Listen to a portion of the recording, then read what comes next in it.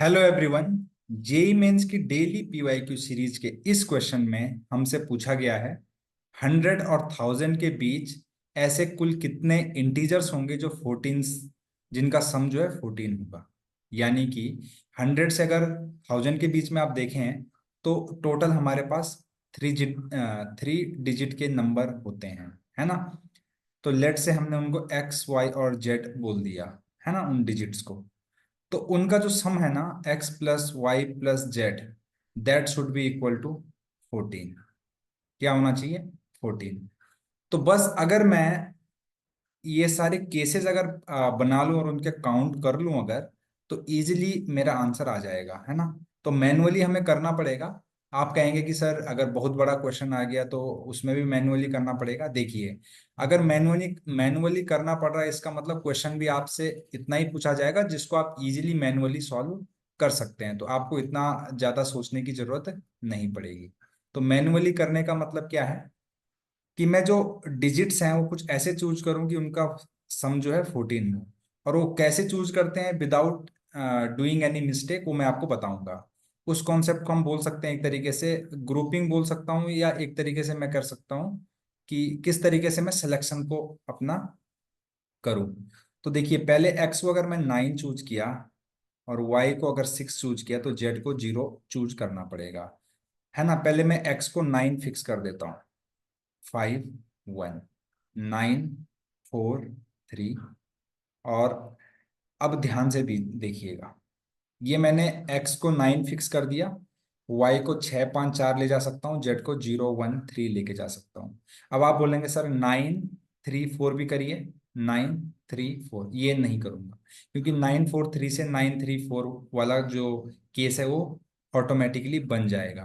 तो एक्चुअल में मुझे सिलेक्शन ऐसे करना है कि पहले डिजिट को मैंने फिक्स कर दिया, या फिर नॉन डिक्रीजिंग होने चाहिए, नॉन इंक्रीजिंग।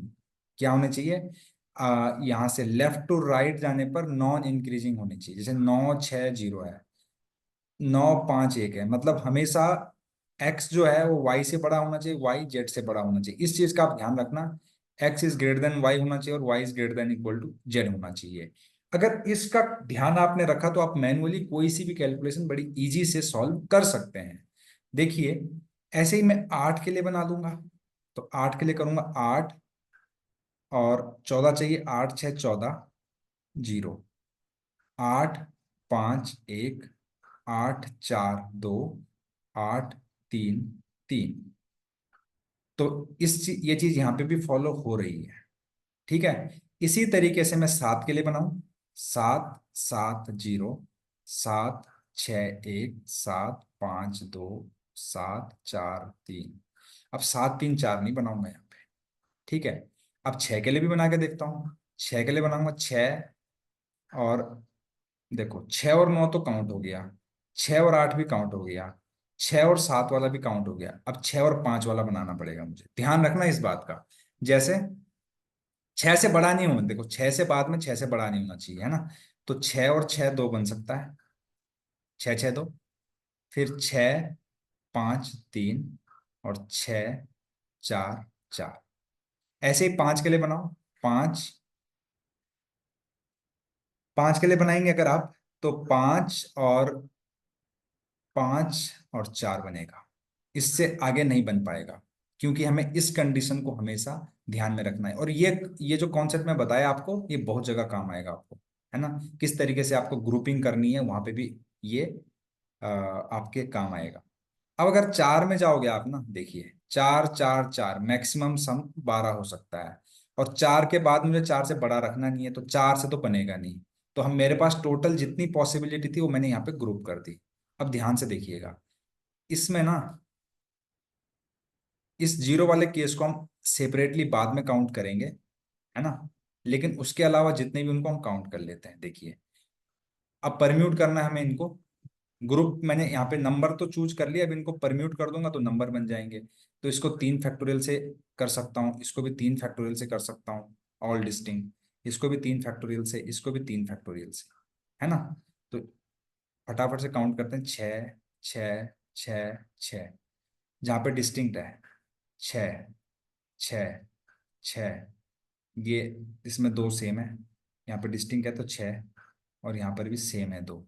ध्यान से देखिएगा, जहां पर दो सेम है उसको हम परम्यूट कर सकते हैं 3 फैक्टोरियल अपॉन 2 फैक्टोरियल से, क्योंकि दो यहाँ पर सेम टाइप के हैं।